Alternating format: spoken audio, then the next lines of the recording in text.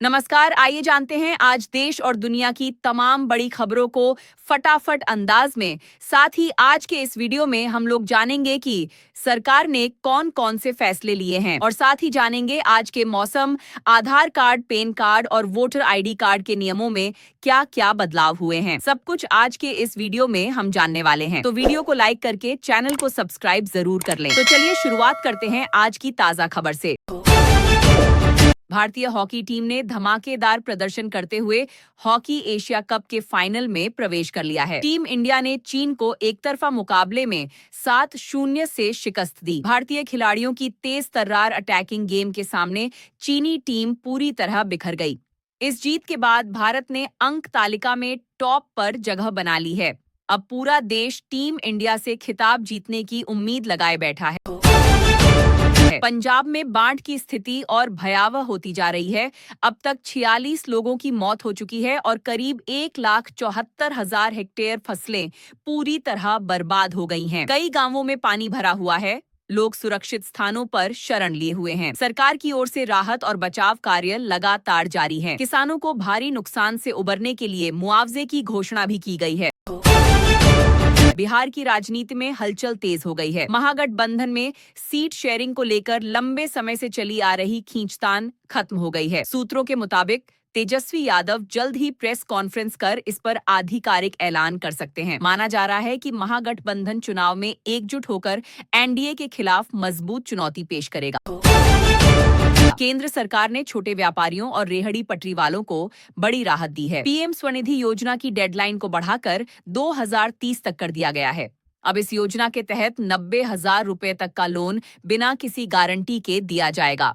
सरकार का लक्ष्य छोटे व्यापारियों को आत्मनिर्भर बनाना और उनके कारोबार को बढ़ावा देना है।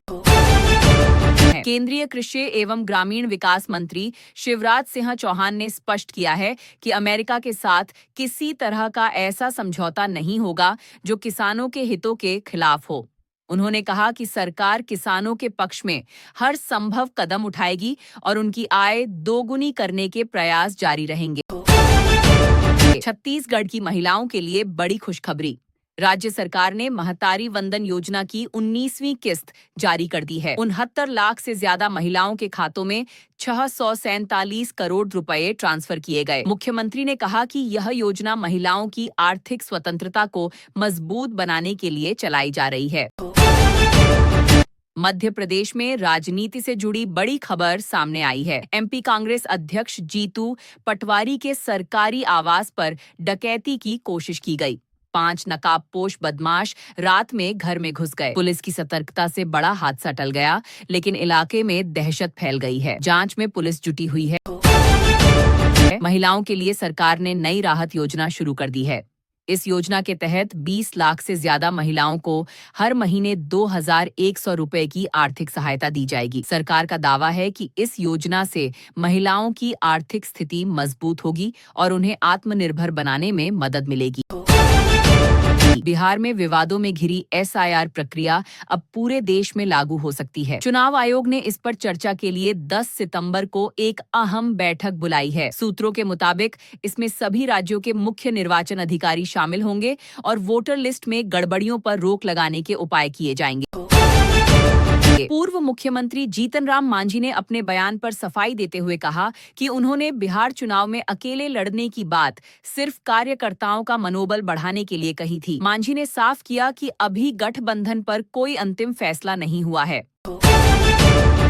उत्तर प्रदेश के प्रयागराज से दर्दनाक खबर आई है। एक घर में सेप्टिक टैंक की सफाई के लिए उतरे 2 लोगों की दम घुटने से मौत हो गई। आसपास के लोगों ने तुरंत पुलिस को सूचना दी, जिसके बाद दोनों के शव बाहर निकाले गए। हादसे के बाद इलाके में मातम छा गया है। प्रशासन ने जांच के आदेश दिए हैं। बिहार के समस्तीपुर जिले में शराब फैक्ट्री पर छापेमारी के दौरान पुलिस टीम पर जानलेवा हमला हो गया। इस हमले में 4 पुलिसकर्मी घायल हो गए। हमलावर मौके से फरार हो गए हैं। बिहार में शराबबंदी लागू होने के बावजूद बड़े स्तर पर शराब की तस्करी जारी है। पुलिस ने आरोपियों की तलाश तेज कर दी है। है। समाजवादी पार्टी के अध्यक्ष अखिलेश यादव ने चुनाव आयोग पर बड़ा हमला बोला है। अखिलेश ने कहा कि आयोग अब जुगाड़ आयोग बन चुका है, जो सत्ताधारी दल के इशारे पर काम करता है। उन्होंने ऐलान किया कि पितृपक्ष के बाद सपा गांव गांव चलो अभियान शुरू करेगी और जनता के बीच जाएगी। उत्तर प्रदेश सरकार ने आवारा कुत्तों को लेकर बड़ा फैसला लिया है। अब हर मोहल्ले में उनके लिए फीडिंग जोन तय किए जाएंगे। सुरक्षित स्थानों पर उन्हें खाना खिलाने की व्यवस्था की जाएगी। सरकार का कहना है कि इससे सड़कों पर कुत्तों के झुंड और हमले की घटनाओं में कमी आएगी। मध्य प्रदेश में भारी बारिश और बाढ़ से तबाही मच गई है। इस बीच मुख्यमंत्री ने राहत के तौर पर 17,500 किसानों के खातों में 20 करोड़ रुपए की राशि ट्रांसफर की है। सरकार ने कहा है कि जिनकी फसलें क्षतिग्रस्त हुई हैं, उन्हें प्राथमिकता से मुआवजा दिया जाएगा। बिहार के मुख्यमंत्री नीतीश कुमार ने भोजपुर जिले को विकास की बड़ी सौगात दी है। उन्होंने 740 करोड़ 38 लाख रुपए की योजनाओं का शिलान्यास और उद्घाटन किया। नीतीश ने कहा कि राज्य में विकास कार्यों की रफ्तार तेज की जाएगी और हर जिले में बुनियादी सुविधाएं मजबूत होंगी। 12 सितंबर तक भारी बारिश की चेतावनी जारी की है। खास तौर पर तिरहुत और मगध क्षेत्रों के लिए येलो अलर्ट जारी किया गया है। प्रशासन ने निचले इलाकों में रहने वाले लोगों को सतर्क रहने की सलाह दी है। बिहार के वैशाली जिले में पुलिस टीम पर जानलेवा हमला किया गया। इस हमले में थाना अध्यक्ष गंभीर रूप से घायल हो गए और उन्हें आईसीयू में भर्ती कराया गया है। आरोपी ने पुलिस को धमकी दी थी कि अगर वे आए तो उनका गला रेत देगा। पुलिस ने घटना के बाद इलाके में सुरक्षा बढ़ा दी है। जनसुराज आंदोलन से जुड़े एक नेता के घर में चोरों ने 50 लाख रुपए की चोरी कर ली। चोर नकदी और गहने लेकर फरार हो गए। सूचना मिलते ही पुलिस मौके पर पहुंची और जांच शुरू कर दी। आसपास के सीसीटीवी फुटेज खंगाले जा रहे हैं। पूर्णिया के लोगों के लिए खुशखबरी। अब पूर्णिया से अहमदाबाद के लिए सीधी फ्लाइट सेवा 17 सितंबर से शुरू हो रही है। इससे बिहार और गुजरात के बीच यात्रा आसान होगी। एयरलाइन ने बुकिंग शुरू कर दी है और शुरुआती किराए में भी छूट दी जा रही है। महाराष्ट्र के ठाणे में गणेश विसर्जन के दौरान बड़ा हादसा हो गया। 5 लोग नदी में डूब गए, जिनमें से एक की मौत हो गई, जबकि 2 लोग लापता हैं। प्रशासन की ओर से गोताखोरों की टीम राहत और बचाव कार्य में लगी हुई है। तेजस्वी यादव ने एक बार फिर नीतीश सरकार पर तीखा हमला बोला है।